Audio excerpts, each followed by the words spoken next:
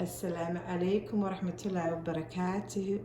مقعيقة ياسمين واي كسو دبو عافيمات في عن حتى ايقو عسب تايسو دبو أبا ياسمين عليها كسو دبو عافيمات في عن walaalahey kaleeto waa idin salaame. aniga waxaan ahay kookihii cunto ceyriinka, waxaan ahay nutritional healthy coach, iskool kusoo bartay. waxaan kaloo ku takhasusay oo aan sameeyaa xijaama waa kabin. xijaama waxay ka imaaday nabi maxamed sallallahu calayhi wasalam markii samada loo waday, malaa'ig kasta uu agmaray waxay dhahday xijaama abaaniyo. marka xijaamana waa suubiya, laakiin maanta kama hadlayna xijaama, waxaan ka hadlaynaa faa'iidada shaahan oo aanan ka saynin. anaga Soomaali qaarkoodna way ka saysaa, qaarka ka saynin aan maanta la qaybsanayaa. waxaa la yiraahdaa isagoo saan hibiscus waa organic, waa dabiici. hibiscus waa geed aad abuuran karto, kanna waa dabiici. waa ujeedaa inuu ku leeyahay USDA organics. kan waxaan qaataa markii aan dadegsanahay, waa kuu furayaa labadoo xab ama saddexdoo xab haddaa boorsada ku ridatid markaa jidka maraysid ama meel maqaayad istaagtid biyo kulul isii leedaa waa ku ridanaysaa. marka maantay kaas waa kan markaa jidka marayso, dukaanka dabiicigaana laga helaa ayaan ku dhahay haddii ilaahay yiraahdo. marka kooda hore inta sheekada bilaabanin oo aanan ka hadlin hibiscuska, waxaa noo soo bisaa digsiyaa inta ii yaalo. weligaa ilmo markay guriga kuu joogaan iyo hadday kuu oolinba digsiga gacantiisa inta yaysan soo aadan, because ilmaha intay ordayaan mogta ada xataa calooshaada ma gacantaada ku dhufan kartaa. marka weligaa gadaalgee noo shid, kan ka soo wareeji. waxaa noo samaysaa biyo noogu shub digsiga.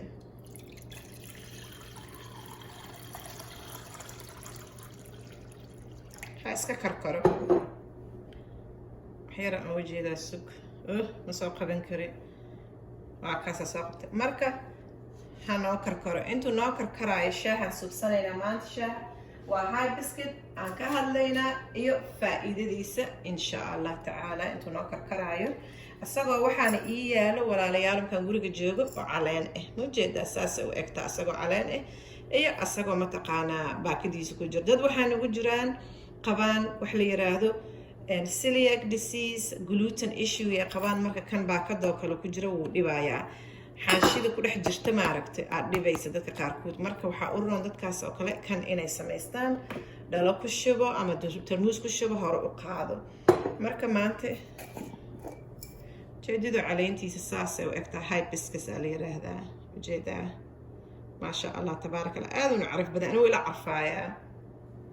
marka hanoo karkaro biyahaas. waxaan ka hadlaynaa faa'iidadiisa haddii ilaahay uu yiraahdo. hibiscuska faa'iidadiisa maxay tahay? kooda horeeta wuxuu leeyahay antioxidant badan. antioxidantigaaga markuu jirkaaga badan yahay, caafimaadkaagana uu badan yahay, ogow insha allah. kan wuxuu sii leeyahay oranjaa lagu sii daray, marka isagoo flavor leh, isagoo flavor lahayn waa helaysaa. laakiin isagoo orange lagu darin waa kana ubaxiisa quruxdiisa waa ujeedaa. marka antioxidant badan uu leeyahay, wuxuuna u fiican yahay nervayaasha. the nerve system uu calm oo ka dhigaya, uu soo dejinayaa. stresskaaga hadduu badan yahay levelkiisa, buuqaaga badan yahay, shaqadaada stress ay badan ay leedahay, waxaa la socotaa inuu stresskana reduce gareeyo. maasha allah. waxaa kaloo ogaataa detox inuu yahay. detox maxaa waaye? waa burkaanti oo kaleeto. burkaanti maxay tahay? waxaa waaye isha ku nadiifinaysaa calooshaada. hadday kakan tahay way ku nadiifinaysaa. dadka kolestaroolka korka saaran yahayna hoosuu usoo dejinaya. alxamdulilah.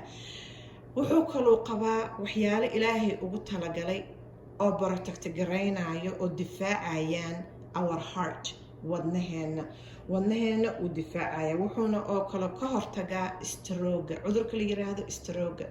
ilaaha ugu talagalay, ilaaha daawo noogu talagalay oo wadnaheynana ilaalinayo, stroogana naga sii sikinayo. maasha allah tabaaraka allah. waxaana dadka badana ay dhahaan oo ku takhasusay oo barta geedahan, waxaa la leeyahay wuxuu kaloo ka hortagaa cudurka la yiraahdo kansarka ama kaankaro, sida u taqaanidba Soomaalida qofba si u taqaanaa. ilaahay ha naga qabto cuduradan, aamiin yaa rabbi. saxaradana aad iyo aad u weyn usoo jilcinaya caloosha soomaalida markasta ay ka sheegata abaa yasmiin cuntooyinka oo caloosha jilcinaysa keen waa kana shaaxaan soomaaliya hadduu oolin oo adiga soomaaliya dad u socda aa aragtid baakada saana camal u dhiib waxaa leeda faamiliyaasha ha loo geey saxarada wuu soo jilcinayaa laakiin waxaa kaloo ogaataa oo loo baahan yahay adigana in aad saxaradaada jilciso biyo aad cabtid maalin kasta cuntooyinka caloosha kaa adkaynaya xoogaa yareey sitimaankii hal mar hilib cun inta kaleeto dooro ama malaay wax lay samayso insha allah tacaala ma fahmaysaa marka hadda waxaa noo diyaarinayaa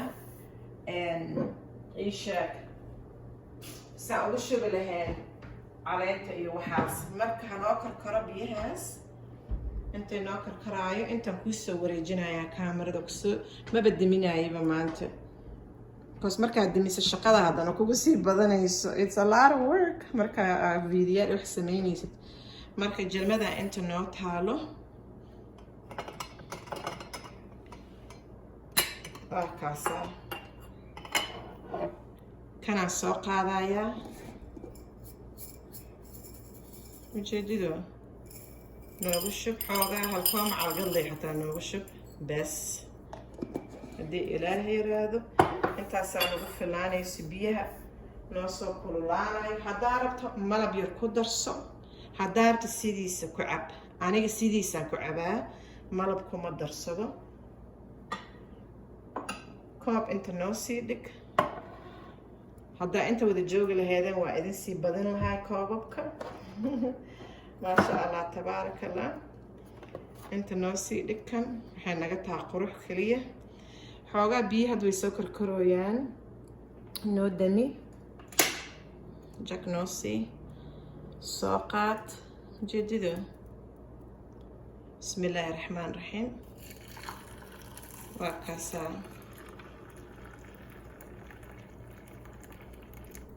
kalarkiisa ma jeedid inuu soo gaduudan way ilaahay subxaana wa tacaala ugu talagalay oo vitaminadaas jirkeena galaya insha allah marka xoogaa caleenta way degaysaa markay degto aan noogu shubayaa haddana biyo kaleeto waa kaasaa maasha allah tabaaraka allah 5 daqiiqo hadduu kuu huuro ama ka yar karkarka aad jeceshaa sida abaa yasmiin oo kale waxaa waa kiskiska sii cab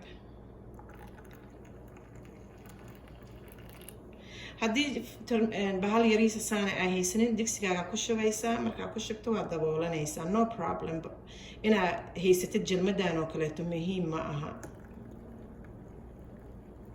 waa kaas guduudkiisa ma ujeedido quruxdiisa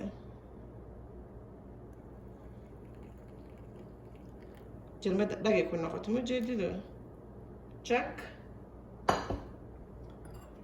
noo dabool waa kaas jelmadaasaan tirtiranayaa intuu noo huuraayo dhag uu kuu noqonayaa waa dhammaad buuq maba jiraba saasa u samaysane shaqa haddaa u socoto qaado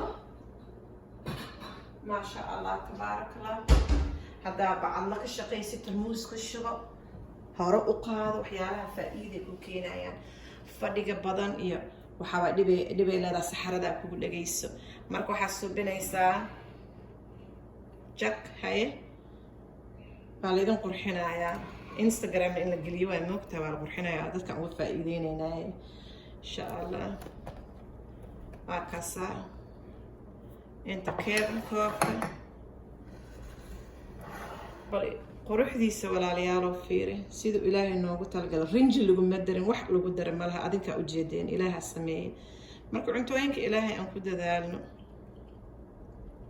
بسم الله الرحمن الرحيم أنا وصامنها ما دي منكر لكن هاد ما عرفته إن شاء الله هاي كهذا اسكو قاعد عنتوين كاس هدي إلهي هذا إنستغرام مسوي قاعدة يمدن هنا كان جيس كسار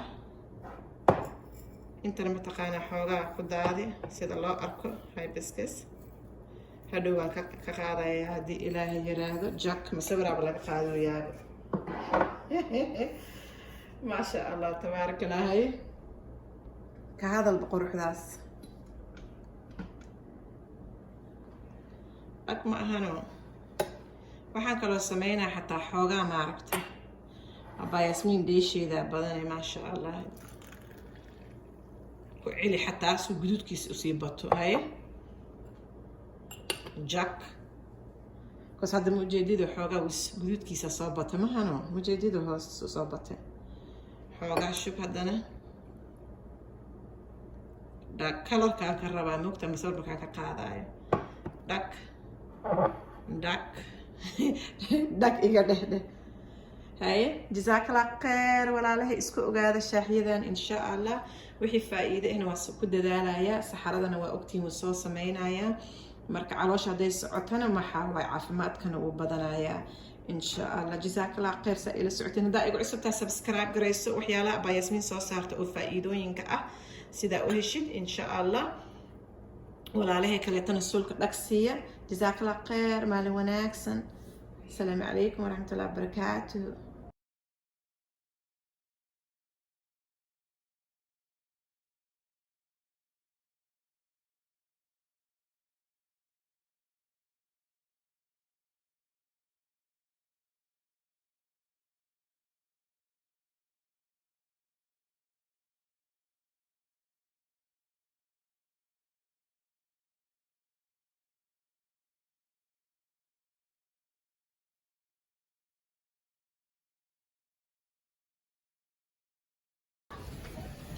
walaalaha i weydiinaya malabka intee laga helaa reer Minnesota Carmel moolkaasuu yaalaa waa ujeedaa 221 abaa faadin dukaankeeda waaye markaasa maasha allah tabaaraka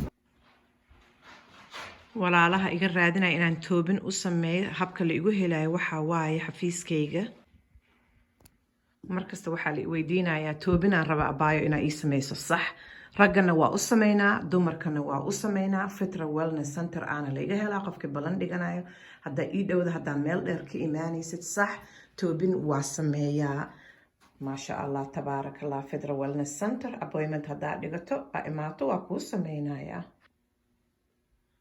alaabtayda dadka raadinaya waxaa ka helaysaa caafimaadfiican.com waxaan ku gadnaa alaabo badan oo ka mid yahay malabka iyo alaabaha saalax daabadhuleedka gacantiisa ku sameeyo gurigeena isticmaalno buugga abaaya xafsa cooking with xafsa cidda cagaarka cunaan abaaya yaasmiin qorte iyo raw recipe-ga aan qoray waxaas dhan caafimaadfiican.com aa ka helaysaa maasha allah